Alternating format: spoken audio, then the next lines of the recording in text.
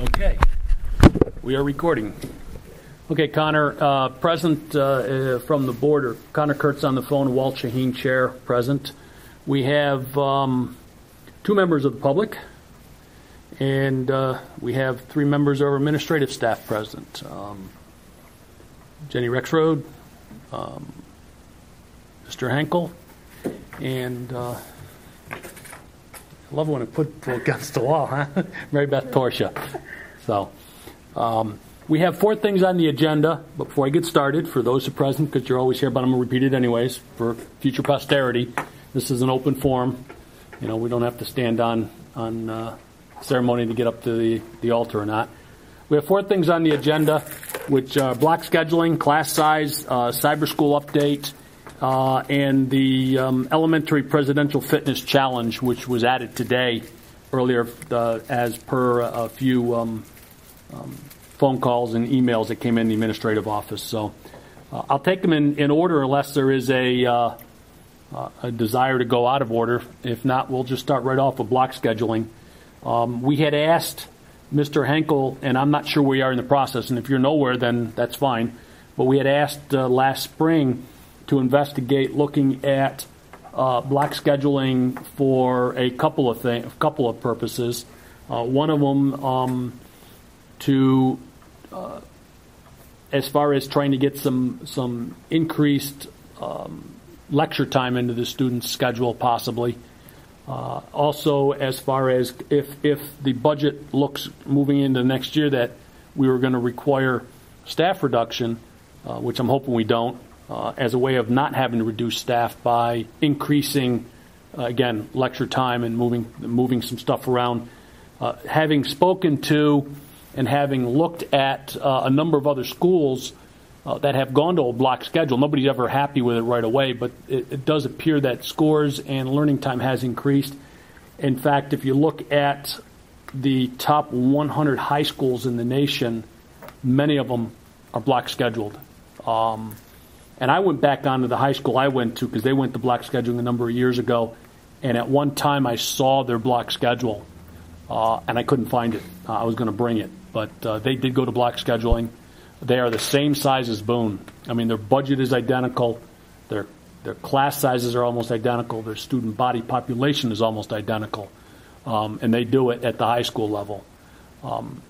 I do not support, and this is my personal opinion, then we can wait at Mr. Kurtz weighs in, I do not support block scheduling in any way, shape, or form where you would take math in a fall term and then may not take math again until either the fall term of the next year or spring term of the next year. I would like to see a block schedule where it was continuous throughout the year. I don't think we do our students any good or present any value, more to the point of taking Spanish in the fall of 2013 and then you don't take it again until the spring of 2015 because of the way you would roll a schedule. So, and I'm hoping that's how you looked at it when you examine block scheduling. So, Mr. Henkel, the floor is yours. What we did, and Jenny did a lot of the work after we discussed things, and we never looked at a traditional block. That wasn't an option that we wanted to think about for that reason. Mm-hmm. We looked at what we call a modified block. Now, before I came to Boone, I was at Radnor where they were on a 5-day, they were on a 6-day cycle, just 5 days, 3 standard, 2 block. Monday, Tuesday, Friday standard, Wednesday, Thursday, the block. We looked at it in a 6-day cycle, 4 standard, 2 block. Okay. And the reason for a 6-day? Just to keep it the 6-day cycle. Okay. Right here. That's what we used to try and stay within. And I'll have Jenny. Jenny did a mock-up of every teacher's, based on this year's schedule, a mock-up of what it would look like in that format for next year. If you're looking at it, it is not utilized as a staff reduction. Staff would remain the same. Right. Nor did we ask you to do that for that purpose. I mean, and I just make that very clear. The areas of concern are in some cases, and Jenny chime in wherever you have, we may have to adjust the credits.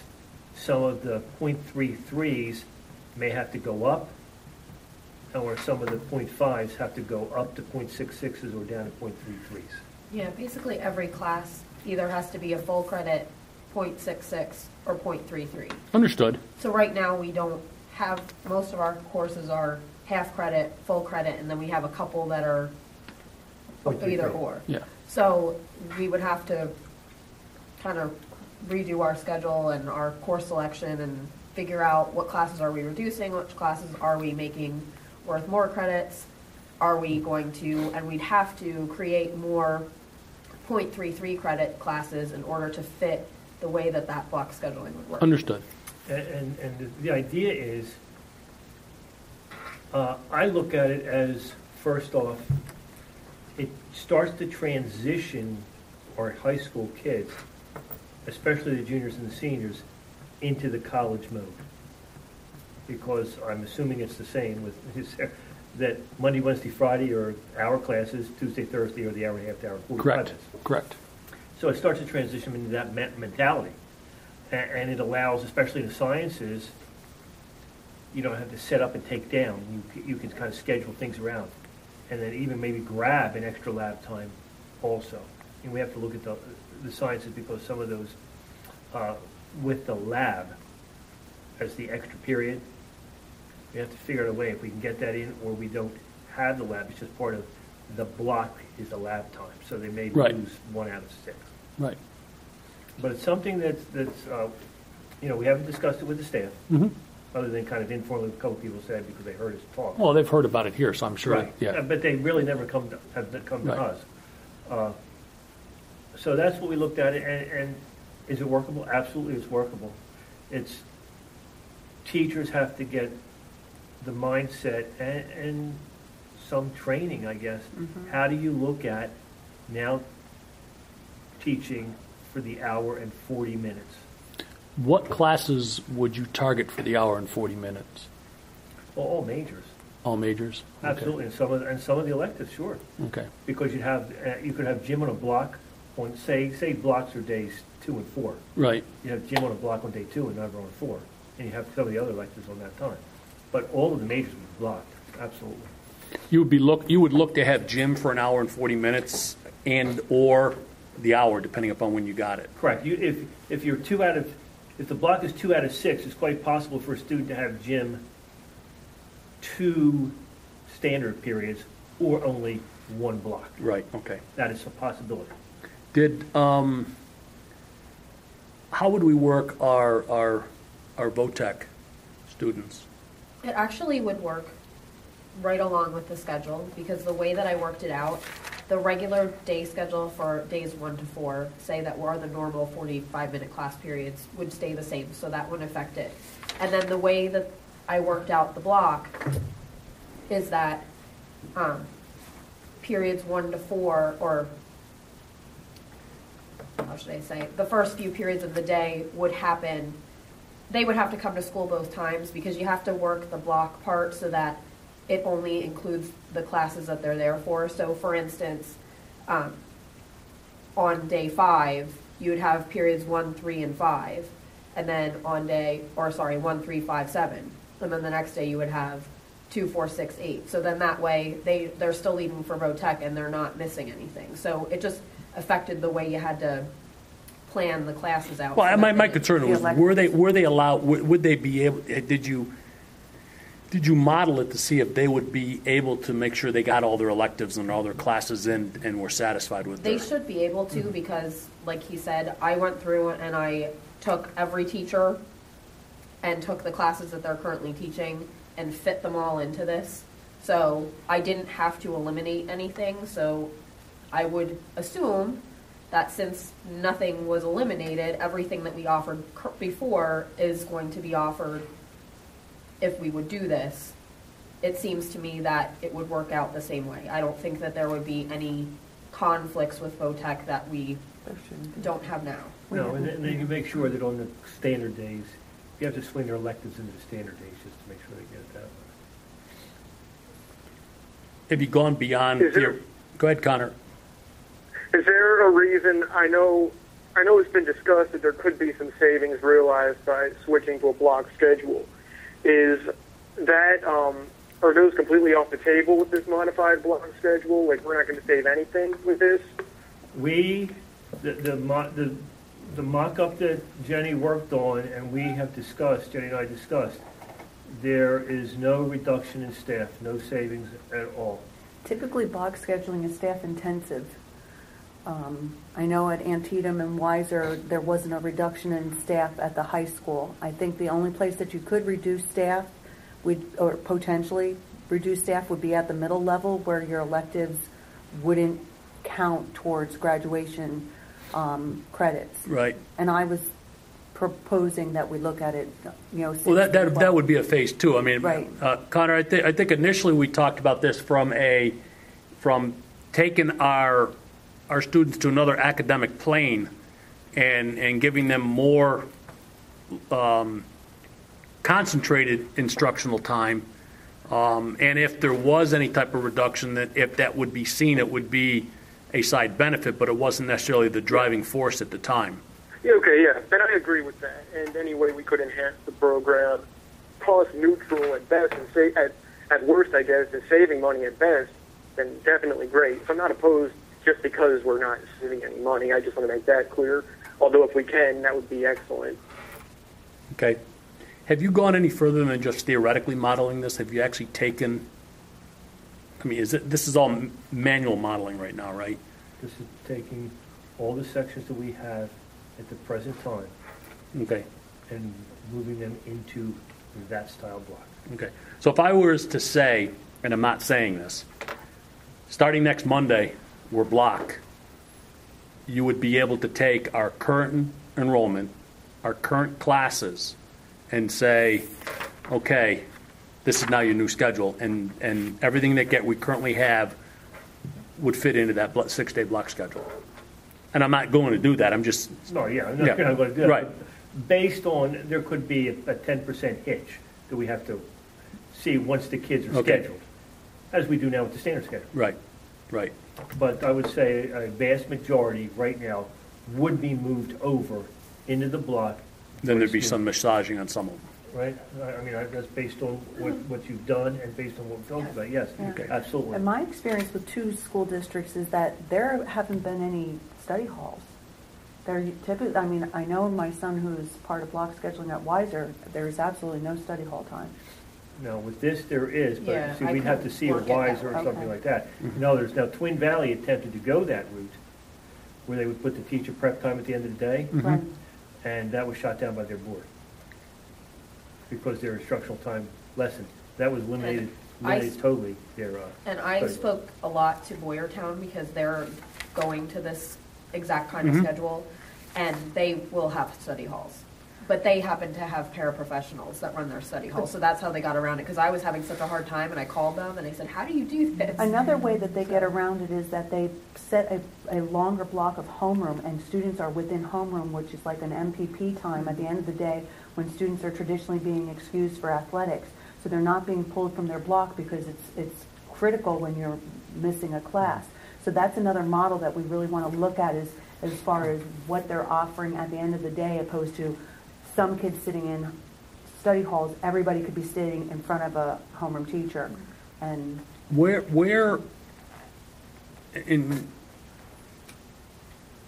the school would begin at the same time, it would end at the same time. So contractually, we don't have a problem with it. Nope. The teacher's prep time. 90 It's minutes. exactly the same. Because if you get a prep during your block, that means you don't get it, so it equates it all over the course of it. But you theoretically can get an hour and a half of prep time, right? And Yes, but then you wouldn't have it on the other day that you're running the block, because you only run half of the periods one day and half the other. And So there's a teacher would have an hour and a half one day, And but high then they school's wouldn't not, the other. high school's not equated to minutes. It's When do they equated- get it now? When is prep time presently? Do they get it every day? But, so you wouldn't get it every day with the new schedule? Okay. Oh, but you'd have an hour and 40 minutes one day, 2 days. Or you wouldn't? Yeah. Does that present a problem? It's hard. It's hard. It's a lot to process as far as the ins and outs. Yeah. I mean, again, everybody I've talked to that have been on the schedule for a while, again, it's not, it's a very small subset. Right. Say that there's an awful lot of pushback in the beginning, and then you get into the groove where it works, and then they start seeing the benefits from it, score-wise, comprehension-wise, and moving forward. And the one class that they particularly picked on was the math. Sure. Because they found that the hour and 40 minutes of math time yield a very quick benefit, because now you're able to work a little longer on stuff versus the period of time you got. As long as that period is being used and not all of a sudden, 40 minutes into the class, here's your homework, don't talk to me for another hour. Right. I mean, that's the key. Yeah. Realistically, teachers are trained in Boone for teach 42 minutes, and that's the way it is. Mhm. But there has to be a training and a service talking to people how it's utilized. Different ways, different school districts and different teachers are utilizing them in sciences, maths, and so on. Yeah. And I can see it for some of the freshman classes, that block, all right, guess what? Second half of the block, Keystone Prep. Yeah. Those kinds of things. Mm-hmm. We know that every day, the second half of that block, is Keystone Prep. How about our APs? There was a comment made that they would be able to cover 100% of the information needed for the AP exams. What would happen? Is that a false statement, a true statement? I mean, some of the AP exams, 100% of the information that's on the AP exams is not covered by the time the AP exam. You just don't have the time. Correct. So is that going to provide? It would be the same. Yeah, Same. it would be the same. The only thing, that you can say is, one day of the cycle, you have your class for twice the time. So you probably can cover more on that day than you can on a normal 45-minute period, because you don't have the start time and the end time, the whole thing. I mean, you're going straight through. So I know from being at the middle school and teaching for an hour and a half language arts, I know I covered a lot more when I had those kids for those two periods than I did when I just had a 45-minute period, because there's not that. I mean, they're involved in something and you're working on something, and You just don't I just stop felt it, like, yeah. you don't stop, and there's not all that downtime. In regard to APs, I would agree with, I believe that was Ms. Rexroad speaking. I know from experience taking APs, we have the test, I believe, in May, and we still have almost an entire month of school left. And by that point, we're done. The course material and the objective has been met. Just take the AP test. There's a whole month of wasted, at least in some classes, wasted educational time. I can't attest to all classes because I didn't take all AP classes. But once you meet that objective, there really isn't much more in the eyes of some students and some teachers really to cover. So I think switching the block schedule, you would be able to cover more, and hopefully that might be addressed as well. We're not necessarily targeting that right now, but just kind of as a byproduct of switching to the block schedule, that wasted time may be eliminated and you get more instructional time. So that, I think it could be good for APs. So it'd definitely be a culture shock. You think? Yeah, you think? Now, This would be less of a culture shock than the straight block. correct. Would a student potentially have a mixed timing? I mean, you could have a couple of days where you only have the 43 minutes and then a day of an hour and a half of the same class, or you either get it an hour and a half or you get it for 40, or you don't get a mixture of both. Majors, you'll get a mix. Okay. Always. It's the electives Okay. that you could. One way or another. The phys eds could be 42 or double. That could work that And then way. other encore classes you might offer, and that's why we were saying before about the .33 and the .66, because every class will, for the most part, will either be 2 45-minute periods, or will be 3 periods, 2 being 45-minute periods, and then the block. So it would actually be the equivalent of 4 periods that we have now. So, and like I said before, I think that's the biggest transition for us is the fact that we have to take the course load we have now and decide what are we moving up to being a 0.66 and what are we moving down to being a 0.33, and then we're going to have to create some 0.33 Right, classes. right. So, Yeah, Rich. Two questions, Walt, and one's my lack of understanding. Mr. Ankle, you started out saying that some schools use a 5-day cycle, you're using a 6. Explain the 6-day cycle to me, please. 6-day cycle is, you don't go Monday, Tuesday, Wednesday, Thursday, Friday. You go day 1, 2, 3, 4, 5, 6. So day 6 would be what, the following Monday? Yes, It could be the following Tuesday, whatever. So, Oh, okay. right. That's Yeah, what I so- didn't- it's a rolling 6-day You schedule. weren't starting the school on Saturdays. Right. So like August the 26th, when we started that day, Monday, a week ago, that is day 1. So Tuesday, the 27th was day 2, 3, 4. Tuesday this past was day 5. Today was day 6. So it's one cycle. So tomorrow starts day 1. Now for like Megan's math class, it doesn't matter. That's an everyday class. So it doesn't matter. Okay. But for the gyms and the arts that are partial, you either have twice a cycle. So you're using a cycle rather than a week? Right. Correct. And Okay. the I just idea didn't understand. behind that was the fact that snow days, if you went Monday, Tuesday, Wednesday, Thursday, Friday, snow days happen to occur, and then sometimes you always would lose that day. Now, all you do if we have a snow day today, and The today's next day just continues the cycle? yeah, if today's day 2 and we don't have school, tomorrow's day 2. Okay. So you never lose that. And the state had issues with, physical education need to be so many classes, and so you don't lose a day. You just move it on. It helps us with our prep time and a bunch of other things. So it works out well.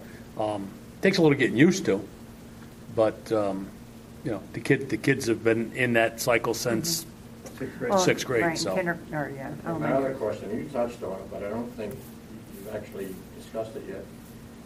How do you prevent a student from having Algebra 1 in the fall and Algebra 2 the following? No, because you're taking it the entire year. See, on the traditional block schedule, you would take your 4 class. 180 days of learning, 90 days, 180 days of learning in 90 days, because you would. So you're going to blur the traditional grade structure? We call it a modified block schedule. See, what would happen is every day was an hour and a half long. Every period was an hour and a half. So you would take Algebra 1 every day for an hour and a half. So basically, in 1 week, you took a week and a half, or almost 2 weeks worth of learning in 1 week. But I'm saying in say, 9th grade, you would have Algebra 1 in the fall semester, Algebra 2, which you would normally take in 10th grade, you would take in the spring semester? No. Well, Algebra, that's what I'm saying. yeah. How do you eliminate Because you're this still, gap in time? because you're not. You're still you're taking Algebra 1 from fall through to the springtime, just like you normally would now, You're splitting the block. because the number of days or number of hours in a week that you're actually in Algebra 1 hasn't changed.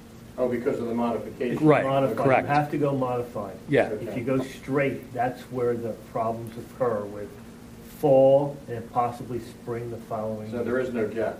No, correct. Not with the modified. Correct. Not with the That's why modified. we wanted to go that way, because math was a learning, but then by the time you catch up, I was more worried about languages than I actually was some of the math stuff, but I was more worried about languages.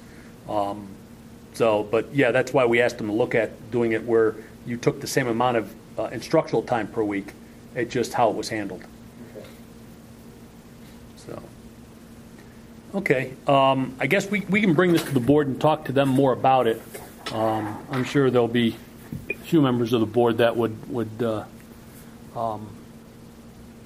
support. I mean, I'm obviously. I mean, I know Mr. Basil's looking at obviously higher education. Preparing our students to be better prepared for after they get out of high school, and this is a perfect way of doing it. My question is, we had briefly touched on middle school. Okay, and obviously Rob's not here yet, Right. but you only being a year removed from the middle school, we probably should look at modeling that. I think, just to see how it works out, so that we can get some more, because I think that those are, some people call those the formative years. If we can hit that foundation academically earlier, whether it's math or reading or whatever else, and English and sciences, and get a little more intensive there too. By the time they get to some of these classes, they're a little better prepared. So I mean, if you could look at that also. Well, I think at the middle school where I would see the 6th and 7th graders right now, they're used to a block for language arts. Right. That's every day, an hour and a half. Right. So they're used to that mentality.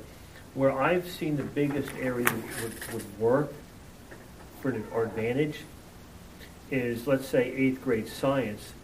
They can schedule their dissections. They can schedule their labs, and it would work on that block day. It would really, they'd love it on that end because of that. Well, any science where you have a lab, by the time you get the lab set up, Correct. I mean, you're breaking it down. I mean, Lederman would always complain. yeah, he doesn't have the time. You don't have the time, and that's the way it was. So I would think they would really welcome it, and same thing with the other subject areas, because it's starting slow. It's only 2 out of 6, Right. and you're getting used to that modified, and the kids are in it. Well, if you could look at that Okay.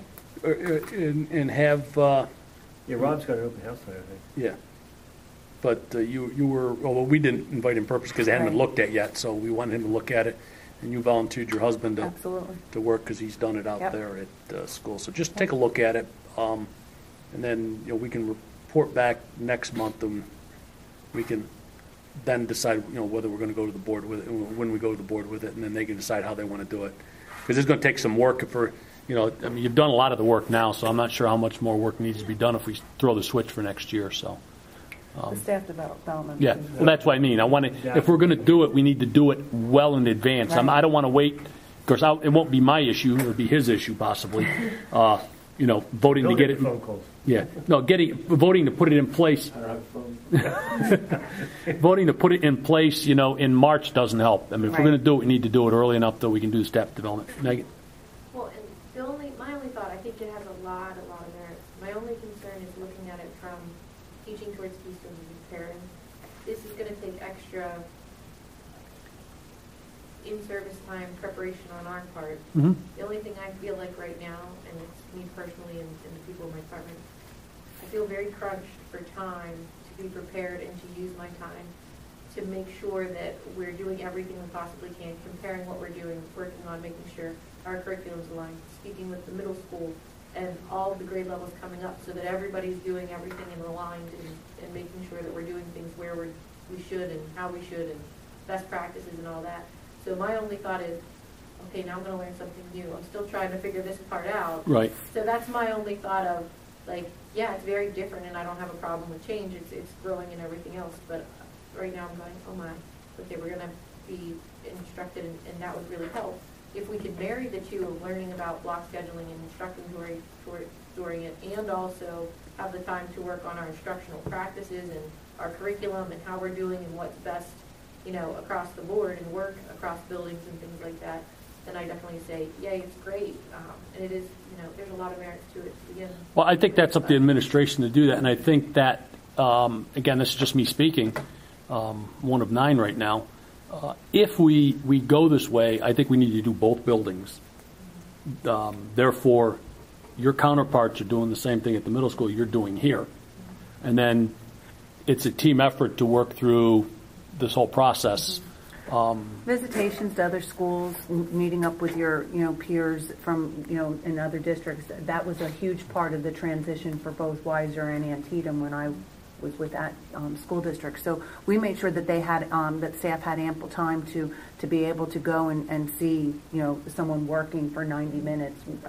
Most of the block schedules that I worked with were not 90-minute blocks opposed to 140. Those visits and then having that peer come in to you to support. So there are, I'm sure, are services that we can put in place. Are both Antietam and Weiser this modified block? Antietam is a modified block. Weiser is not. I know my son has math, and then it could be done, but he's built his schedule around a whole lot of maths because he's looking at the engineering field. Okay. And Which way did Boyertown go? I don't know. Modified. Okay. And Antietam went modified because their scores were tanking, and also you have to look at BoTech with regards to what course they're taking at Tech. Most of it is now social studies opposed to math because the math scores were dropping. because the math at BoTech was not meeting. I know, the we pulled students' that, we yes. pulled our students out of there. So. Right. So, Okay. those- Again, I think it's a great idea, and I'll pair it with Megan said, because I agree that if we're going to do this, we need to, you as the administration needs to work on your, in services and your training to marry both portions at the same time, versus doing one and then after that's done, or trying to determine which is more important. And once they get into it, and even Megan, once they see it, because teachers, their mindset, and realizing it's literally only one day out of 6. Right. Okay? That they'll look at their lesson plans and their unit and they'll say, wait a minute, this is the lesson that I need more time. So they'll gear their weeks around certain concepts. Right. And they'll pick that up real fast. Okay. And we can utilize our own people too. I mean, like you said, and like I'm used to, the 6th and 7th grade language arts teachers already do this. Right. So we certainly can utilize them to help, get other people on Right. board and show them what we do. Right. Okay. Any other questions? Okay. The second agenda item was class sizes. I asked Mrs. Torsha to look at class sizes. I know that prior to the school year beginning, we had discovered that with the kindergarten classes increasing a little higher than we thought the enrollment was, that we were forced to pull a 4th grade teacher, and unfortunately that pushed 4th grade classes into a level that I felt uncomfortable with, at 27 or 28 students, so that we had to bring in a 4th grade teacher. I understand there was at least one math class in the high school where there was standing room only. There's a few. There's a couple, but it's just like 1 out of 6. I don't think. I mean, has that been corrected? No, there's 31 kids in class. Okay. Standing room only because we had to get on the desk. Okay. So you got enough. Okay. Okay, that's all. We've made some adjustments with desks. Okay. the only concern, or the only place that there are high numbers, higher than should be numbers, are in 1st grade at Amity. We have 4 first grades. 2 of them are sitting with 25 students, and the other 2 are sitting with 24 students. So, I don't like 25 students, Right. but I can live with 25 students, because if you were to get another teacher in there, you're now looking at 98 students being Right. divided into 5, Right. which brings it down to less than 20 students. Mhm. You know, so that's not a way to go. Right. I got it. Don't like it, but you know, we all went to school with Right. 25. And we're in a not classroom, we're not so. getting any backlash from parents at this time. So I think as long as those numbers wouldn't grow, we should be okay. And Connor, I'm not sure if you got copied, because I'm not sure how parents send stuff out, but there was a parent from Amity that sent an email to myself that I forwarded on to Dr. Otto, complaining about the lack, or their concern, their lack of math instruction at the middle school. Was it not in the middle school? No, it was Amity Elementary. Amity Elementary. Yeah. And I forwarded on to Dr. Otto and Anne Marie and Mary Beth, excuse me, and it came back as being a non-issue. Okay. But I don't. Did you get a? Did they send that to you also? Maybe, I'm not sure. I got a good number of emails last week about a variety of topics. They may have. Okay. Again, it's a non-issue. The email address was very familiar, and I do know the individual. I do know the family, and it was just, again, if everything is 100% in alignment, I get an email. So, Yeah. for more than just this, there's other activities that I'm involved with the family. So, it is what it is. So they've looked at it, and it's a non-entity. So if you see that, don't worry too much about it. So, any other Okay. issue? Any other issue with class sizes? No, other than that, everything else is good. Okay, Megan, are you hearing anything? No. Okay. Oh, well, the only thing, back to this box scheduling, if the contract says prep time per day, could be an issue. Yeah, I got that done. We will have to talk to them about that. I'm not sure where that would go. It would amount to, I told it to 5 periods per week. 5, I thought it was weekly, not daily. Okay. Double checking. How many would You were you, secondary prep? What? Under secondary Yeah. prep, that's what it is? Yeah, it says 5 periods per week for a minimum of 210 minutes. I pulled it up on my. what does that give us? No, whatever, it's 5 periods per week, that's fine. I thought it was the equivalent of a class period per day. No, I knew it wasn't that. Okay.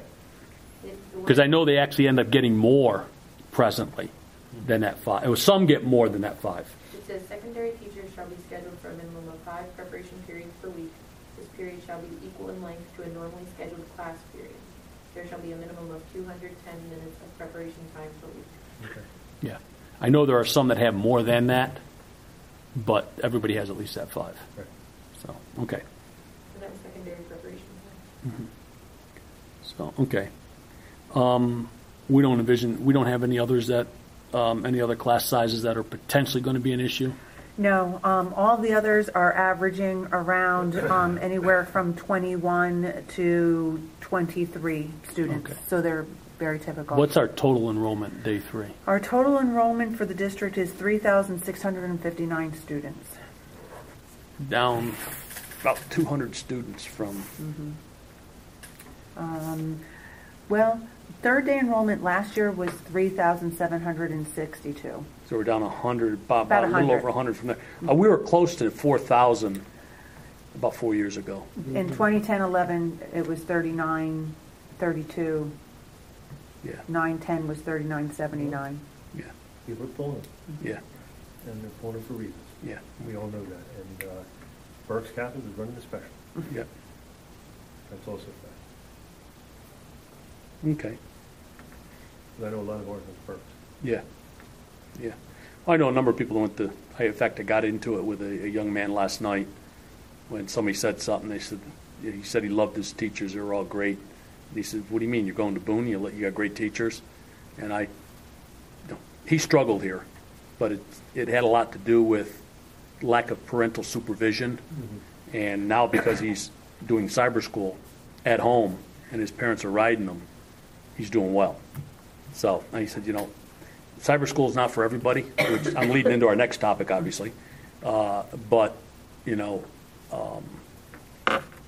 classroom, he's going to very quick, everybody going to cyber school going to very quickly understand, unless you're going to college as a cyber student, you're going to have to get into a classroom environment sometime, and you're going to have to buck up. So,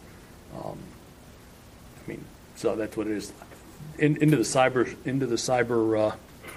school.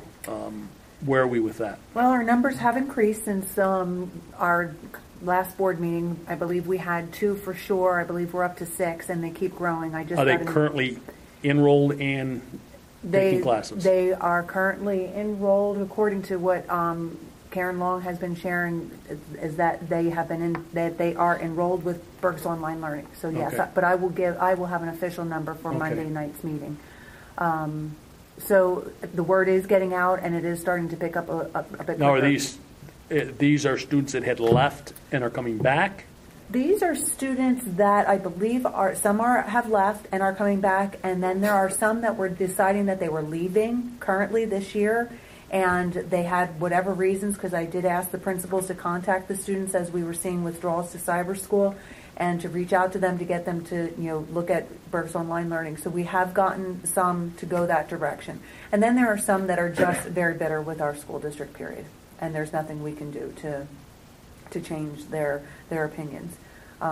They are finding that if they're not involved with our online learning program, that even though, yes, the law states that you can participate in extracurriculars and compete on our sports teams, but the cost gets divided out by what the cost of our coaches are, transportation, uniform, etc. And if the cyber school doesn't agree to pay that, then that falls onto the parents' shoulders. Mm-hmm. So we do have one student who a cyber school has said that they would pay the fees for participation in band. Well, I know We that had this golf one young man I was talking about is on our golf team. Right.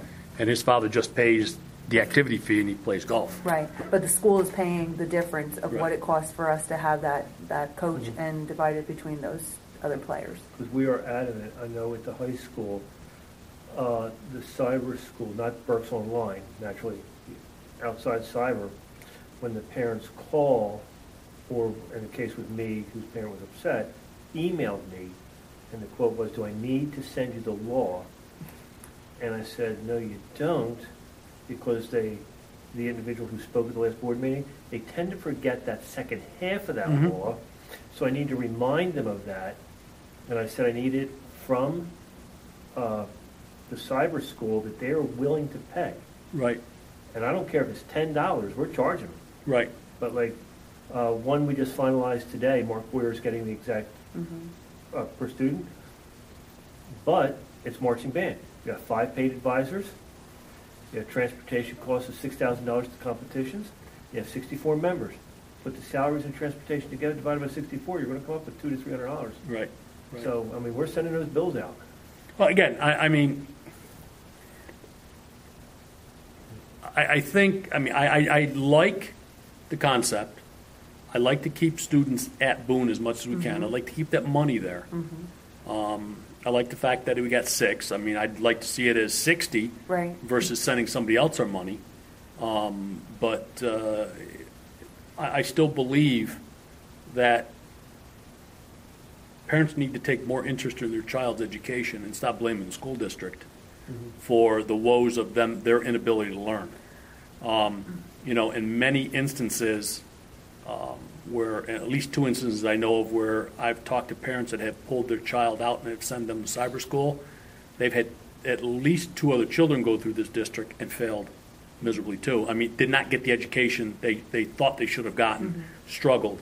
And, you know, if one child struggles in the family, you know, it's one thing. 2 children struggles in the family, it leads you in a direction. When you get a 3rd child that struggles, and they're all intelligent people, there's not an IEP or anything else, you got to start looking somewhere else, and go that way. I mean, when we had the kindergarten, you know, who's going to teach my kid the colors and who's going to teach my child to read? I mean, that's our job as parents to work on a lot of that. And you know, I still struggle with mine where, you know, I get emails from college saying I'm taking a stat course and need some help, you know, type stuff. So I mean, that's what we're supposed to be here for, and not push children off on somebody else to raise and learn. So that's my political spiel, and we'll let it go at that. But maybe the cyber way is to get them to get more involved a little bit and take a little bit more interest in their child's education. So I'll make sure that we report monthly what our numbers are. Well, it should go on. It should go on that busing report that disappeared and I got resurrected again. Okay. Where it talks about, you know, where we drop all, because I mean we had previously got it, and we know how many went to Christian Coventry and how many got here. I mean, with there should be another line item that says, you know, cyber school, you know, Boone Cyber School, whatever, and have a number there because. And if somebody pulls out of there, we'd like to know the reason why they're pulling out. If they took the interest to go and do it, and I'd like to know why they pulled out too. Okay. Yeah, actually, I'm a little surprised it's as high as 6. Right. I really am. I thought it would be a lot slower. Yeah. I think our counselors are doing a good job explaining the process and selling it. And we're offering a lot. I mean, we're telling them, your kid has trouble. So Call us up. I believe Come we in have here. one student who is using a blended model approach and is coming into the school for a course. So then therefore what we have to pay for Berks Online gets decreased because they're not accessing that one part of the curriculum. So the more we can get them back inside the brick and mortar building, the better we will be. So that's part of our goal of trying to really create a schedule that, you know, shows that we're trying to work with them and we want them back. So. Okay.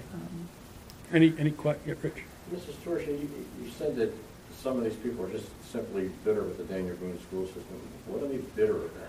Well, they've had some mixed experiences at different levels. A family that has multiple children with special needs and not feeling like some of their needs are being met, or some incidences that were not caused through, you know, from personnel or our district employees, but that were viewed as being, you know, a blatant disregard for their child's one child wasn't able to have lunch, and nobody knew that he didn't have lunch, and he knew that he couldn't buy lunch because he knew he didn't have money in his account, and there was no longer charging, capable. And so he must have sat somewhere and didn't eat and came home and told his family that he didn't eat, but yet nobody was following with this student around to say, hey, we do have provisions set up for you. You should not ever, go without a meal. And it seemed to be a breakdown. And so the family got just very disgruntled with the district, and, it couldn't, it must have happened a second time. And, again, it's an older child who can certainly speak up for lots of other reasons, but didn't, let anyone know that, he didn't have lunch, I believe 2 times in a school year. And there was just some other things that went on with scheduling purposes with another child. And so, it's always been kind of the fault. We've always been on the defensive with this particular family. And, so they're not interested in Berks Online learning at all. So, and then there's some children that, that may have been behavioral issues and have been suspended repeatedly or have been placed in alternative education, and none of the programs were working, so it's easier to blame us for their child not being successful, and so then they withdraw, and most of those they're not being very successful at cyber school either. Those are the kids who we are constantly sending truancy notices for, and staying on top of attendance. And they're actually, that's something Walt and I agree 100% on, that Parenting. parents need Yep. to accept a lot more responsibility. Mm-hmm. So, Well, again, you see it, and when we went to half-day kindergarten, the people some of them had some very valid concerns, and it may not have been fully informed, but because they read a study that says one thing, and there's another study that'll say something else.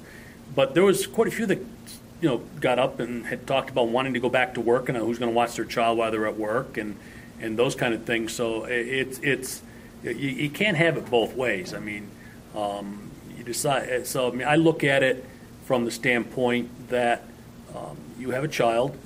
It's your job to help raise that child. It's not the school district's job to raise your child. It's not the neighbor's job to raise your child.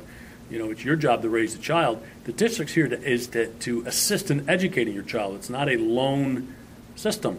Just like I have parents year in and year out, I get an email, they're upset because their child failed a course and they knew nothing about it. Well, guess what? I go on every day and access the kids' grades. Everybody else in the world can go on and access their children's grades daily.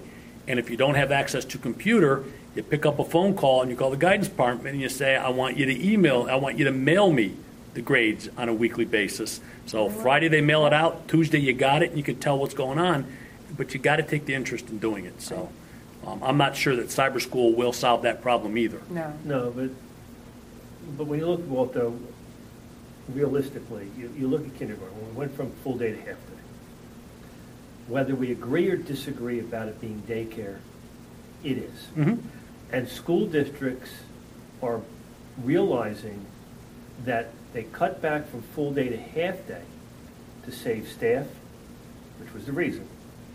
But then some school districts realize, wait a minute, I cut back, now I've lost X amount of kindergarten kids to charter school. Mm-hmm. So now you'll see a lot more districts going back to full-time because of, you take Renaissance in Phoenixville, they have 3 full-times kindergarten, collegium also.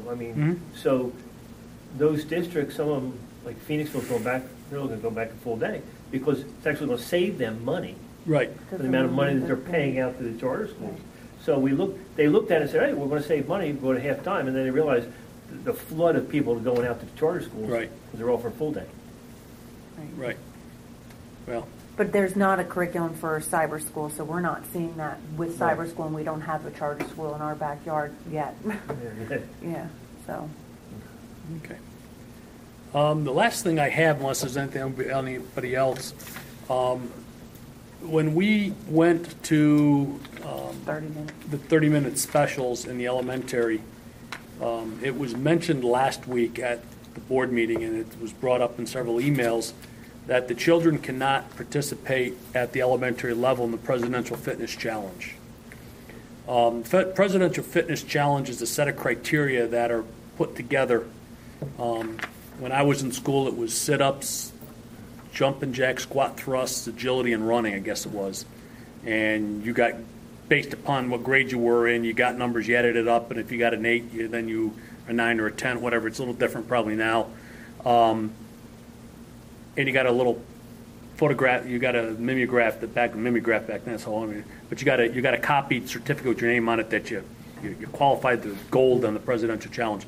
A lot of parents are coming back and they're very upset that their children aren't going to get that certificate at the end of 5th grade or at the end of 4th grade or whatever. We're not, from what I understand, correct me, we're not being penalized monetarily by the federal government. No, we are not. We're not being penalized monetarily by the Commonwealth. And that's about as far down as I even care to think about, because I doubt the county's looking. So, yes, I do feel bad that something that they may or may not look forward to, because I'm not sure. I know my kids got them, and I couldn't even tell you where they ever end up going, because I'm sure they disappeared as soon as they got home. But I understand it's important to them. I'm not sure if there's any way we can modify that or if it just can't be done. I know the running is part of it. Right. At 5th grade, running a mile, right? 5th grade. Well, I can't run a mile now. I can run a mile in 5th grade. 4th and 5th grade run a mile. 3rd grade is a half a mile, and 1st and 2nd run a quarter of a mile. Okay. How long does it take a 4th and a 5th grader to run a mile? Well, if it takes 30 minutes, we've got a problem. Right. Well, I'm thinking it has to probably take them, because I was thinking that too. I was thinking, okay, I won't share my age, but I can run a mile in 11 minutes. I'm thinking that 4th and 5th graders are probably around that same, time, on an average. And then you have, of course, your slower ones who may not even be able to run it, so they're walking it. So an average walking time for a mile would be 15 minutes on average. So the problem is that, till they take attendance, there's 5 minutes. They go and walk out to the field or, wherever it is that they're, setting up their mile run. And there's not quite enough time to be able to complete it and let everybody complete it, and then you're coming back in and it's time to, get picked up. So, that part of it seems to be the problem. And then because of the short amount of time and the other activities that they do, which require chin-up, bars and things, just not enough time for 20, some students to get through and hang for a minute. I mean, it's 20 minutes if they're hanging for one whole minute. Just got to hang for a minute? Let's see. It says 1 minute curl-up test. So I guess for a minute they're supposed to try to do curl-ups. Okay. And then they do a shuttle run. Hang you. Yeah, I'm hanging. That's agility. The shuttle's agility. You could do one or the other. You could either hang or you could. Well, they have two. That's a pull. Then it's 1 minute curl-up test, and then it's pull-ups and flexed arm hang. So you're pulling yourself up, and then you're holding.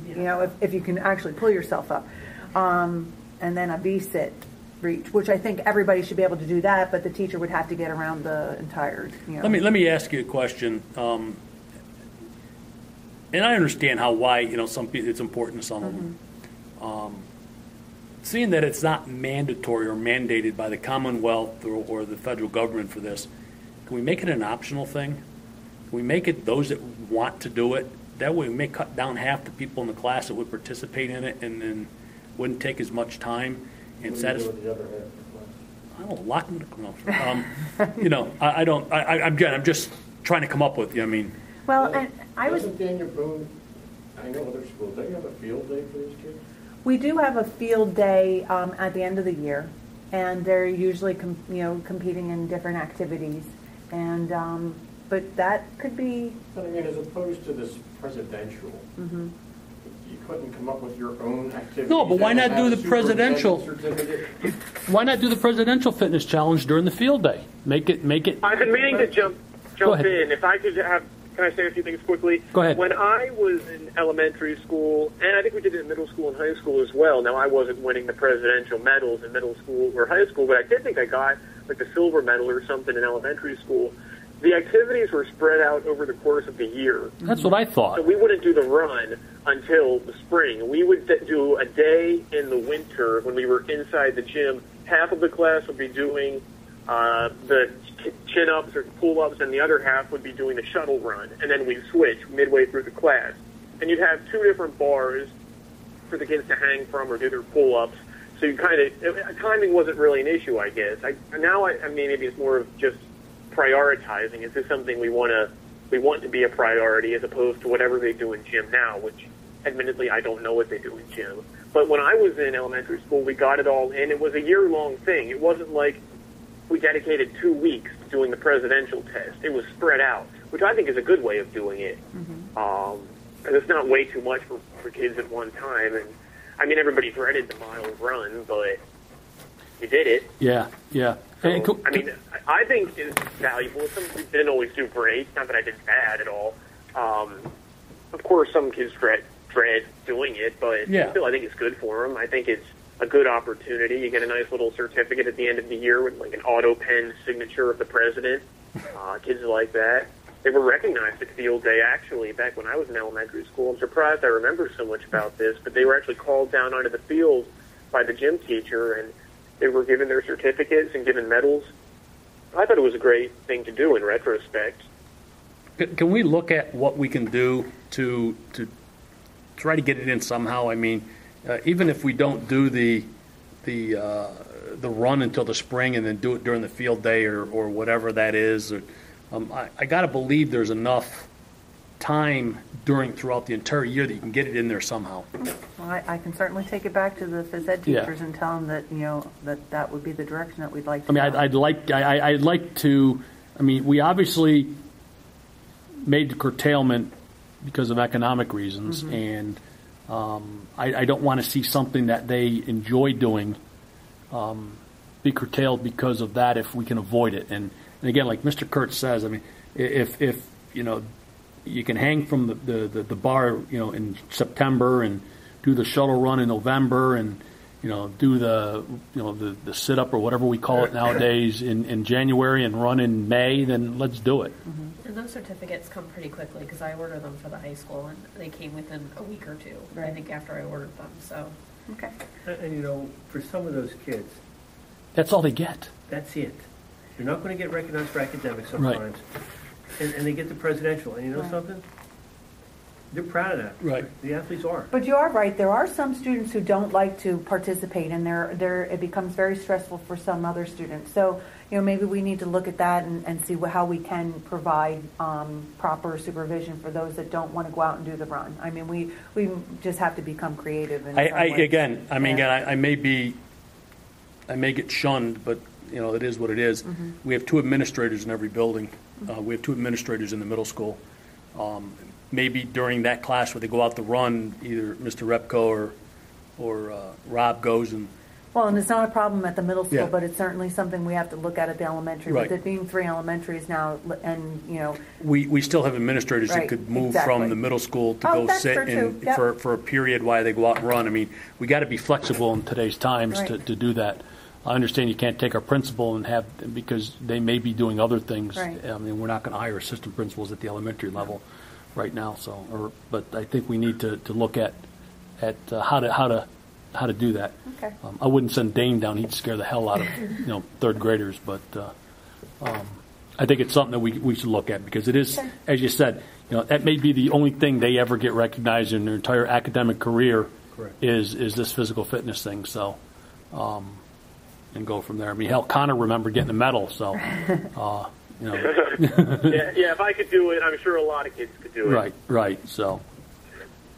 You should be disagreeing with me, Mr. Sheen. No. Very good. So. I will make sure that I inform the gym teachers and see what kind of I'll try to have some type of informal meeting with them. Okay.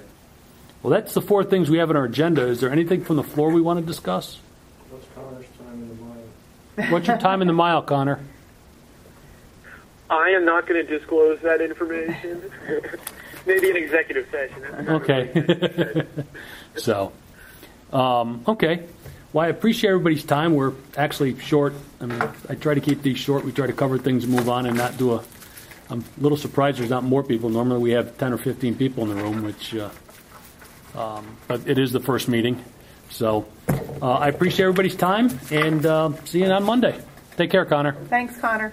Good night, everyone. Night.